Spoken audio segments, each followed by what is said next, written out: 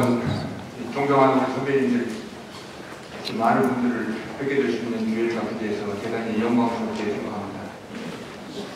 그리고 여기 계신 우리 선배님들은 일생을 우리 대한민국을 지키는 데 헌신해 오셨고, 지금 이 순간에도 우리 대한민국을 지키는 데 무한한 관심을 가지고 아침 일찍부터 이렇게 많이 참석해 주신 데 대해서 대단히 감사를 드리고, 여러분들 앞에서 말씀드릴 수 있는 기회를 갖게 된 것을 아주 무한한 영광으로 생각합니다. 오늘은 제가 맡은 주제가 천안함 사태, 북한은 무엇을 노리는가에 대해서 제가 북한 정보를 오래 한 경험을 가지고 말씀을 드리도록 그렇게 하겠습니다. 천안함 사건이 발생한 지 40여일이 지나가고 있습니다. 그런데 여러분 아시다시피 우리 정부와 언론은 천안함 침몰 원인을 파악하는 데 모든 노력을 다하고 있고, 일부 정치권은 자기들의 정치 예몽에 따라서 천안함 사건 원인을 호도하고 있습니다. 과연 북한이 천안함 사건을 왜 일으켰는지, 그리고 무엇을 노리는지, 천안함 사건을 일으켜서 남한에서 그들이 노리는 목적을 달성할 수 있다고 판단하는 배경은 무엇인가? 여기에 대해서는 현재 제대로 논의가 되지 않고 있습니다. 북한이 무엇을 노리는지를 판단하고 그 대책을 강구하는 것은 그 근거를 찾아서 북한을 응징하는 것만큼 오히려 그보다 더 중요한 문제라고 저는 생각합니다. 당연히 이러한 시기에 우리 해양전략연구소에서 천안함 사태와 관련한 세미나를 개최하고, 천안함 사태로 북한이 무엇을 노리는지를 진단해 볼 수 있는 좋은 기회를 제공해 주신 우리 정성민 사장님, 그리고 우리 송건호 소장님께 중심으로 감사의 말씀을 드립니다. 북한이 도발한 것을 우리 역대의 정치 시기별로 이렇게 구분해서 잠깐 말씀을 드리면, 김영삼 대통령 때까지, 즉 우리 보수 정권 시기에는 1968년 청와대 개입 사건, 1987년 가일계 폭파 사건과 같이 명확한 특정한 목적을 가지고 도발을 자행했습니다. 그런데 김대중 노무현 대통령 시기, 즉 좌파 정권 시기에는 99년 연평해전, 2002년 서해교전 등 좌파 정권을 창출하고 좌파 정권이 추진하는 정책을 지원하기 위한 남북한이 마치 짜고 치는 고속 같은 도발을 자행했습니다.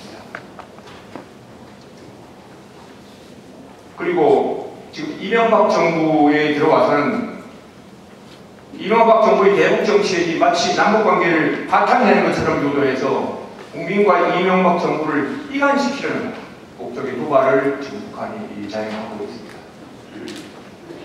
이와 같이 북한의 도발은 남한 정부의 성격에 따라서 그 도발 목적을 완전히 달리해 왔습니다. 따라서 그동안의 도발 사례를 가지고 북한이 그동안 무엇을 노리는지를 분석해서 말씀드리도록 그렇게 하겠습니다. 우선 1996년 이전, 즉 보수정권 시기의 북한의 도발 사례를 잠깐 보시면 1968년 청와대 기습 사건, 또 울진 산척 무장공개 침입 사건, 1983년 랑군 폭파 테러 사건, 1987년 대한항공 공중 폭파 사건, 이런 여러 가지 도발을 일으켰는데, 이러한 도발들은 목적이 뚜렷했고, 이 도발의 목적을 북한이 한 번도 달성한 적이 없는 모두 실패한 도발이었습니다. 그런데 이 96년 강릉 잠수함 사건 이후부터 좌파 정권 시까지의 도발 사례를 보면 이 모든 도발이 그 목적을 달성한 성공한 도발이었습니다. 여러분들 96년 강릉 잠수함 침수 사건을 대략적으로 말씀드리면, 96년 9월 18일 새벽에 강릉시 해안으로 이 잠수함이 접근하다가 바위에 걸려서 낙표되면서 25명의 잠수함 승무원들이 산으로 이렇게 도망을 갔습니다. 이 25명의 승무원들이 강원도에 있는 오대산 등도 험준한 산으로 이렇게 도망을 가는 바람에 이들을 찾아서 소탕하는데 49일간의 오랜 작전 기간이 있습니다. 이 49일간 작전하는 동안에 그 당시에 우리 언론과 방송이 이 강릉 대침 작전을 꼭 축구 중계하듯이 운동 시합 중계하듯이 아주 세밀하게 국민들의 중계를 중계하는 바람에 우리 국민들이 남북한의 긴장 상황을 아주 실감할 수 있었습니다. 그렇게 남북 긴장 상황을 실감시키고 난 이후에 딱 1년 후인 97년 대선에서 당시 김대중 후보가 남북 화해 협력과 긴장 완화를 공약으로 제시했습니다. 1년 전에 남북 긴장 상황을 실감한 우리 국민들은 남북 화해 협력과 긴장 완화를 주장하는 우리 김대중 후보를 지지해서 김대중 대통령이 당선됐고 후보가 당선됐고 그 이후에 여러분들 아시다시피 김대중 대통령은 햇볕 정책을 추진하면서 우리 국민의 정신부장을 내지하고 반미환명을 구상해서 그 반미환명의 결과가 2002년 모순의 미소인 사건으로 나타났습니다. 다음 99년 제1차 영평회전입니다. 99년 제1차 영평회전은 99년 6월 6일부터 북한 경비함이 매일 근 9일 동안 우리 NLL을 침범했습니다.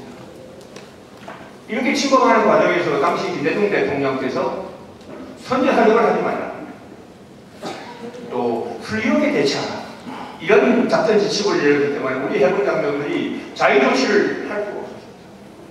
이렇게 북한 경비함이 9일 동안 NLL을 침범하다 올라갔다 하다가 9월 16일 날 북한 경비함이 NLL을 깊숙이 침범했습니다. 이 깊숙이 침범했을 때 우리 해군 함정이 그걸 침범하는 걸 그대로 놔둘 수 없으니까, 그렇다고 선제 사격을 못하게 하니까 여러분들 아시다시피 함정이 가서 북한 경비함을 충돌해서 밀어버렸습니다. 남북 해군이 서해상에서 사실 황소 싸움 하듯이 했습니다. 그렇게 하는 과정에서 북한 경비함이 선제 사격을 해서 양쪽에 교전이 붙었고 북한 경비함이 침몰했습니다. 이 밀리고 밀리는 물갈이 상황, 그리고 남북 해군이 바다에서 황소 싸움하면서 조련하는 상황, 이것이 텔레비를 통해서 우리 국민들에게 생생하게 전달됩니다. 우리 국민들은 거기서 다시 남북한의 긴장 상황을 실감할 수 있었습니다. 이렇게 해놓고 우연히 일치인지 모르겠지만 딱 1년 후인 2000년 6월 15일 남북 정상회담이 열렸습니다. 그 남북 정상회담을 마치고 복귀한 우리 당시 김대중 대통령은 성남 비행장에 도착하자마자 제1성으로 이제 전쟁은 없다라고 합니다. 거기에 우리 국민들은 열광했습니다. 99년 연평해전, 또 그 전인 98년에 북한이 양양 잠수정 침수 사건을 이겼고 동해 잠수정 침수 사건을 이겼고 대포동 미사일 발사를 해서 남북 긴장 상황을 한껏 올려놓은 다음에 2000년 정상회담을 해서 그걸 마치고서 이제 전쟁은 없다고 했을 때 우리 국민들을 열광하게 만들었습니다. 이렇게 만들어놓고 2000년 6.15 정상회담에서 북한은 나진남의 영광의 통일을 인정받을 수 있었고 김대중 대통령은 그 이후에 햇볕 정책을 안전하게 안정적으로 추진할 수 있었습니다. 다음에 2002년 서해군전, 즉 제2연평해전입니다.